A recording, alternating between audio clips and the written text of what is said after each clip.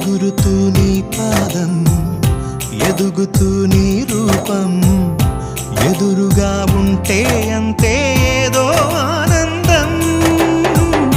అడుగుతూ కాసేపు, అలుగుతూ కాసేపు, అనుక్షణం నీతో ఉంటే ఎంతో సంతోషం.